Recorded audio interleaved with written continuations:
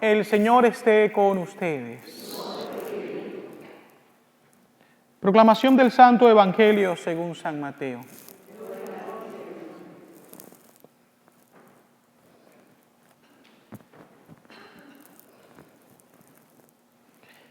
En aquel tiempo, Pedro se acercó a Jesús y le preguntó: si mi hermano me ofende, ¿cuántas veces tengo que perdonarlo? ¿Hasta 7 veces? Jesús le contestó: no solo hasta 7, sino hasta 70 veces 7. Entonces Jesús les dijo: el reino de los cielos es semejante a un rey que quiso ajustar cuentas con sus servidores. El primero que le presentaron le debía muchos millones. Como no tenía con qué pagar, el Señor mandó que lo vendieran a él, a su mujer, a sus hijos y a todas sus posesiones para saldar la deuda. El servidor, arrojándose a sus pies, le suplicaba diciendo: ten paciencia conmigo y te lo pagaré todo. El rey tuvo lástima de aquel servidor, lo soltó y hasta le perdonó la deuda. Pero apenas había salido aquel servidor, se encontró con uno de sus compañeros que le debía poco dinero. Entonces lo agarró por el cuello y casi lo estrangulaba mientras le decía: págame lo que me debes.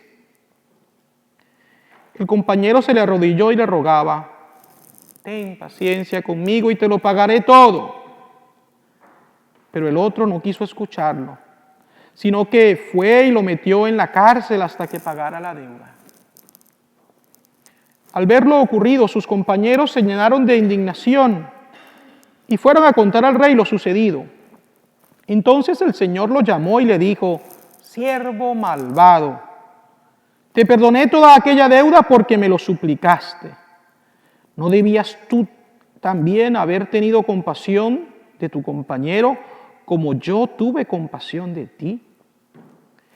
Y el Señor, encolerizado, lo entregó a los verdugos para que no lo soltaran hasta que pagara lo que debía. Pues lo mismo hará mi Padre Celestial con ustedes si cada cual no perdona de corazón a su hermano. Palabra del Señor. Pueden sentarse.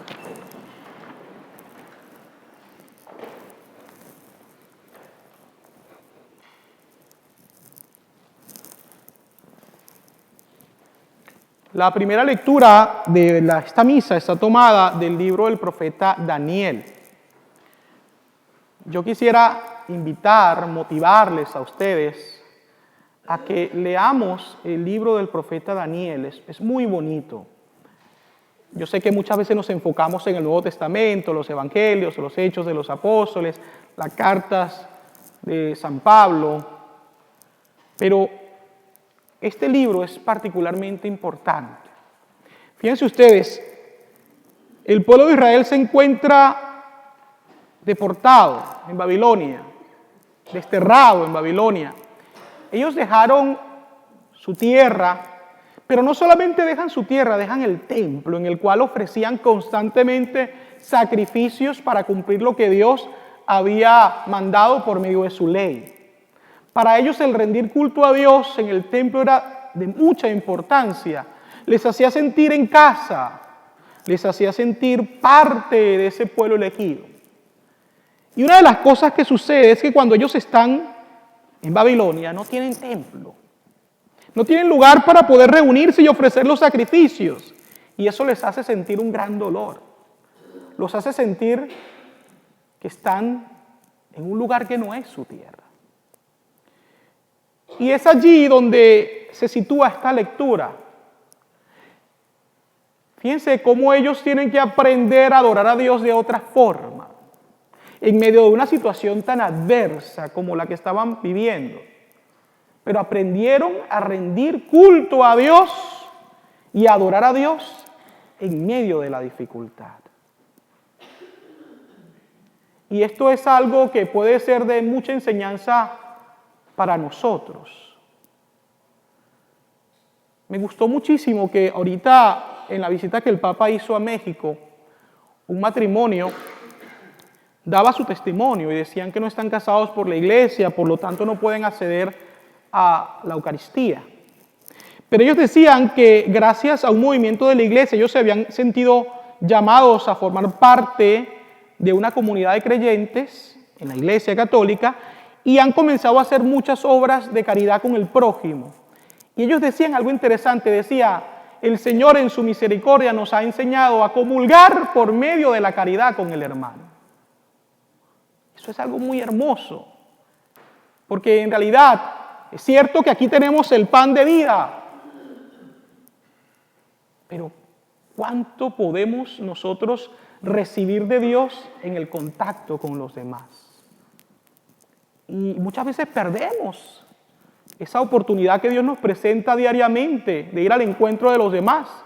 Nos conformamos solamente con venir al templo, celebrar la misa, confesarme de vez en cuando y ya con eso soy un buen cristiano, un buen católico. Pero ¿qué pasa?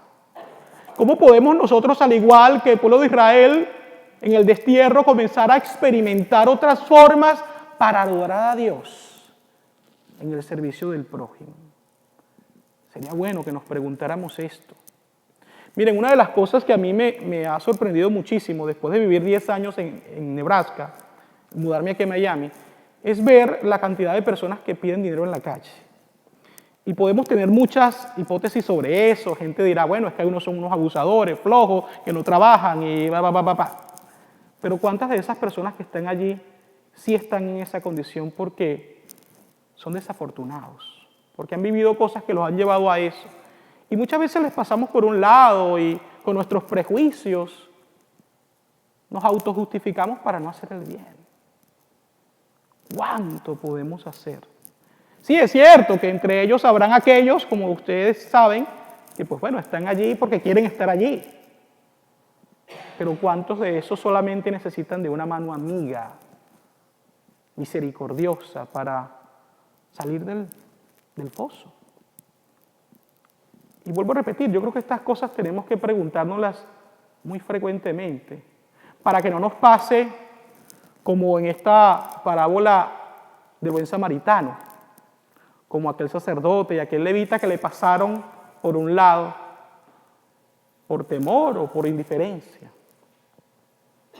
Porque en ese hermano que está allí puede estar Cristo mismo, o mejor dicho, está Cristo mismo.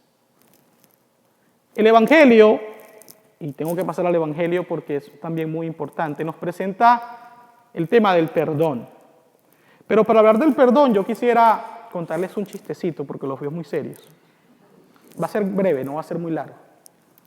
El chiste de un niño que llega llorando con una maestra y le dice, maestra, maestra, un niño más grande que yo me pegó. Y el niño está llorando, entonces dice, maestra, vamos para que lo regañe, maestra, y para que lo castigue, y para que lo expulsen de la escuela. Y la maestra le dice, bueno, vamos. Pero ¿cómo vamos a hacer? ¿Tú lo conoces? Porque aquí hay más de 1.500 niños en esta escuela. Y dice, no, maestra, no lo conozco, pero va a ser fácil reconocerlo. Y dice, ¿por qué? Y dice, porque le falta una oreja, porque aquí está la oreja que le arranqué.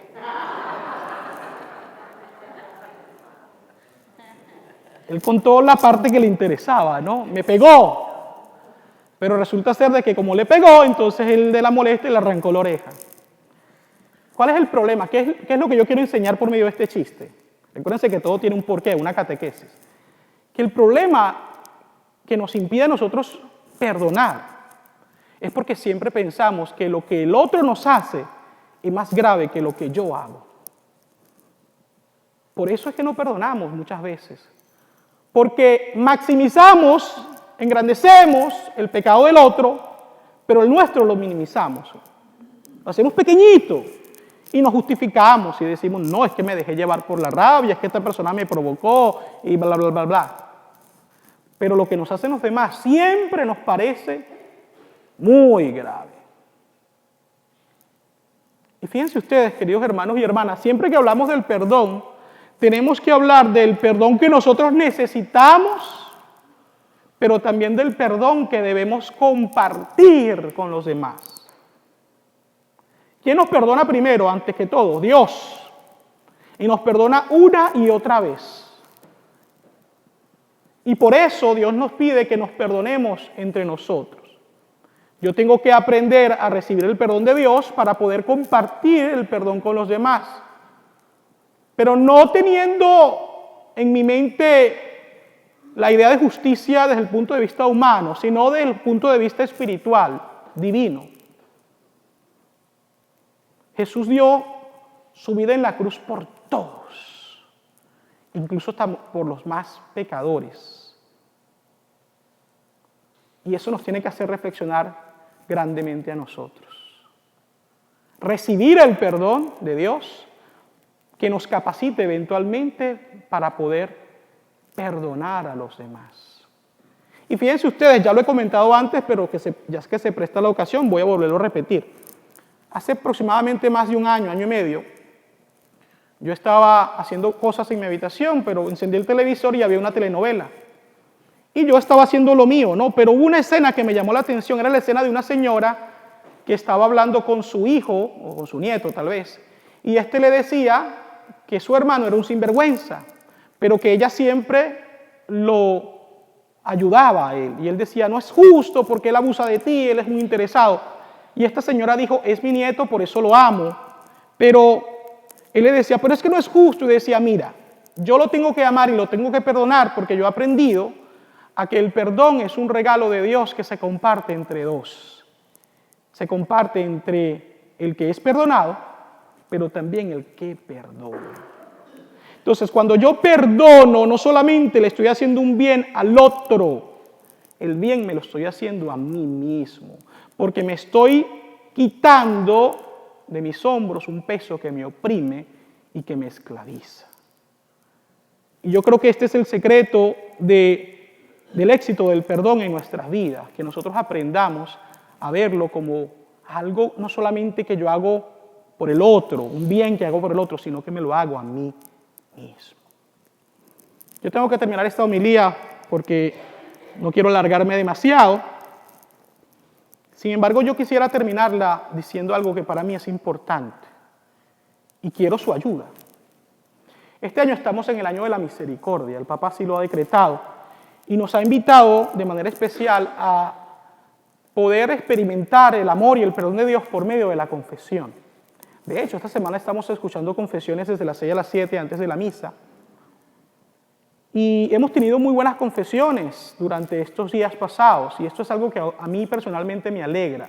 Cuando yo quise hacerme sacerdote, cuando yo pensaba en formación, las cosas que más me motivaban para hacerme sacerdote era celebrar la misa y confesar para la gloria de Dios. Así que esto es la esencia del sacerdote, entre otras cosas que tenemos que hacer. Pero estas dos cosas son bien importantes. Pero nosotros no solamente hacemos esto, hacemos muchas otras cosas. Y en algunas ocasiones las preocupaciones nos llevan a descuidarnos de lo que es realmente esencial y prioritario y no le damos el tiempo que debemos a la confesión. Tal vez por el cansancio que muchas veces experimentamos, las preocupaciones. Y fíjense ustedes, yo estos días he estado viendo cómo estas confesiones que se están haciendo estos días son tan bonitas. Porque sí, muchas parroquias tienen confesiones por montón, pero la cuestión no es confesarse, es hacer una buena confesión. Y estos días yo he experimentado como confesor muy buenas confesiones por parte de nuestros parroquianos. De hecho, el domingo yo confesé más de 4 horas. Y después de la misa de 7:30 de la noche me dijo una persona, padre, ¿me confiesa? Humanamente yo tengo que ser sincero, yo no quería, porque estaba agotado, a veces un día largo. Pero Dios me puso a esa persona allí. Y fíjense que después de confesarla, yo decía, ahora entiendo por qué Dios me puso a esta persona para terminar el día con una buena confesión, porque fue una buena confesión. ¿Cuál es el favor que yo les quiero pedir? Que oren por nosotros los sacerdotes. Miren, el diablo es muy astuto. A mí me gusta resaltar más la presencia de Dios y no del diablo porque es así, Dios es más poderoso que el diablo, pero existe. Y Él es muy astuto y Él busca siempre las formas y la manera de alejarnos de Dios. Y a nosotros muchas veces nos ataca por esto, por el cansancio, por las ocupaciones y tantas cosas, para que no demos el tiempo que necesitamos para esto. Oren por nosotros los sacerdotes, especialmente durante este año de la misericordia, para que el Señor siempre nos ayude a conservar ese ánimo, ese deseo de confesar con fe, con amor, con misericordia, con alegría, con gratitud. Lo necesitamos muchísimo. Y no solamente necesitamos nosotros disponernos a confesar, sino también tener una vida de confesión frecuente que nos ayude a poder experimentar de una mejor forma la confesión para poder compartirla con ustedes. Oren por nosotros los sacerdotes, no solamente por los de St. Brendan, no solamente por los de Miami, por los del mundo entero, porque lo necesitamos muchísimo. Porque en la medida en la cual ustedes oren por nosotros, seremos más fieles en nuestro ministerio y podremos ser así buenos pastores a ejemplos de Cristo, supremo y eterno pastor. Así sea.